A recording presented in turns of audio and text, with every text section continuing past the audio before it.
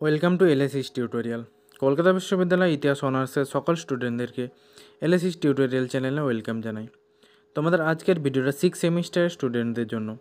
তোমাদের 6 সেমিস্টারের যে ডিএসসি বি3 অর্থাৎ হিস্ট্রি অফ জাপানের পেপারটি রয়েছে, সেই পেপারটির একটি গুরুত্বপূর্ণ 5 মার্কসের কোশ্চেন অ্যান্সার আমি ভিডিওর মাধ্যমে শেয়ার করে দেবো। অলরেডি আমি তোমাদের এই পেপারে সাজেশান পোস্ট করে দিয়েছি এবং সাজেশান ধরে ধরে কিন্তু অধিকাংশ লং কোশ্চেনের অ্যান্সারও পোস্ট করে দিয়েছি। তোমরা যারা এখনও চেক আউট করেনি অবশ্যই চেক আউট করে নাও এবং যারা নতুন এসেছে অবশ্যই সাবস্ক্রাইব করে রাখো। আজকে যে কোশ্চেন অ্যান্সারটি আমি শেয়ার করব, তোমাদের প্রশ্নটি হচ্ছে শগুনতন্ত্র বলতে কী বোঝো। ভেরি ভেরি ইম্পর্টেন্ট প্রশ্ন। আমি কিন্তু সাজেশানে এই কোশ্চেনটা দিয়েছিলাম। তারা আর বেশি দেরি করছি না, সরাসরি মূল ভিডিওতে আসছি। এবারে অ্যান্সারটি আমি বলছি, দেখো তোমরা দেখে দেখে খাতায় নোট ডাউন করে নাও।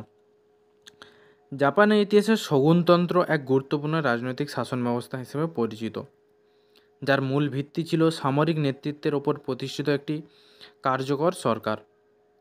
শগুন শব্দের অর্থ হলো প্রধান সেনানায়ক। তবে এই পদবীধারী শুধু সামরিক অভিযান পরিচালনাই করতেন না, বরং ধীরে ধীরে রাষ্ট্র ক্ষমতার কেন্দ্রবিন্দুতে পরিণত হন। 1192 খ্রিস্টাব্দে মিনোমোটো বংশের নেতা ইয়োরিতোমো যখন শগুন উপাধি লাভ করে শাসনভার গ্রহণ করেন, তখন থেকেই শুরু হয় জাপানের শগুনতন্ত্রের যুগ। যদিও শগুনরা সম্রাটের প্রতিনিধি হিসেবে কাজ করার কথা, কিন্তু বাস্তবে তারা নিজস্ব প্রশাসন পরিচালনা করতেন এবং সমস্ত কার্যকর রাজনৈতিক ও সামরিক ক্ষমতা তাদের হাতেই কেন্দ্রীভূত ছিল। ফলে জাপানে এক ধরনের রাজনৈতিক বৈপরীত্য সৃষ্টি হয়, যেখানে সম্রাট ছিলেন কেবলমাত্র নামমাত্র শাসক আর প্রকৃত ক্ষমতা ছিল শগুনদের হাতে। শগুনতন্ত্রের এই কাঠামোকে আরও ভালোভাবে বোঝার জন্য ভারতীয় মারাঠা শাসন ব্যবস্থার সঙ্গে তুলনা করা যেতে পারে।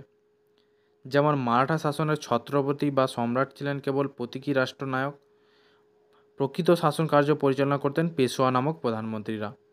তেমনি জাপানেও সম্রাটকে সম্মানসূচক অবস্থানে রেখে শগুনরা কার্যত পুরো রাষ্ট্র ব্যবস্থা পরিচালনা করতেন।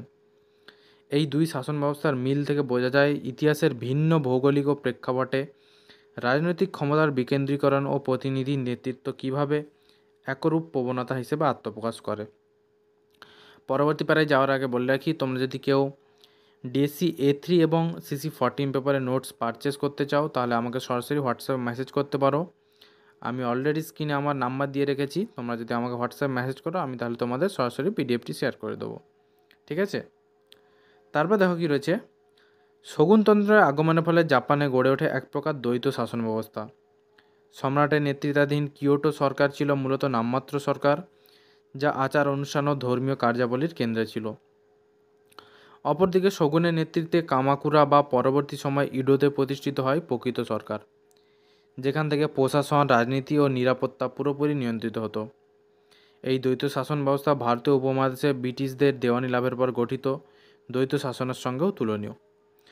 পরবর্তী পারে যাওয়ার আগে বলে রাখি, তোমাদের মোটামুটি 5 মার্কসের অ্যান্সার 250 শব্দের মধ্যে লিখতে হয়। আমি কিন্তু তোমাদের যথার্থ শব্দের মধ্যেই অ্যান্সারটি কমপ্লিট করে দেওয়ার চেষ্টা করেছি। তা তোমরা তোমাদের সুবিধা অনুযায়ী অবশ্যই খাতায় নোট ডাউন করে অ্যান্সারটি পড়ে নিতে পারো। তারপর দেখো কী রয়েছে। এই শাসন ব্যবস্থার অন্যতম বৈশিষ্ট্য ছিল সামরিক কর্তৃত্ব ও কড়া প্রশাসনিক নিয়ন্ত্রণ। শগুনের শাসন ছিল মূলত সামরিক অভিজাত শ্রেণী তথা সামুরাইদের ওপর নির্ভরশীল। তাদের সহায়তায় শগুনরা দেশে পরিচালনা করতেন এবং যে কোনো ধরনের বিদ্রোহ বা বিশৃঙ্খলা কঠোরভাবে দমন করতেন।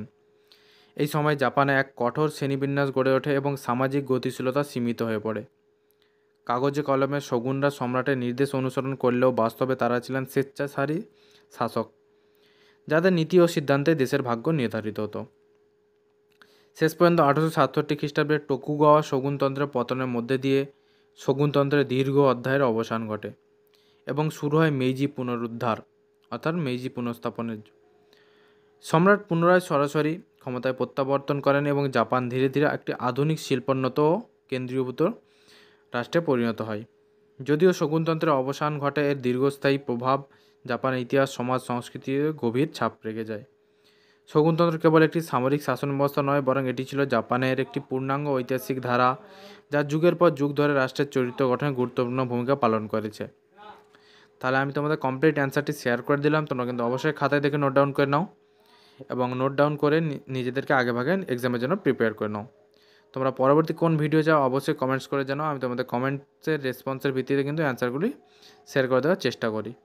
তাহলে দেখা হচ্ছে তোমাদের সাথে পরবর্তী কোনো ভিডিওতে।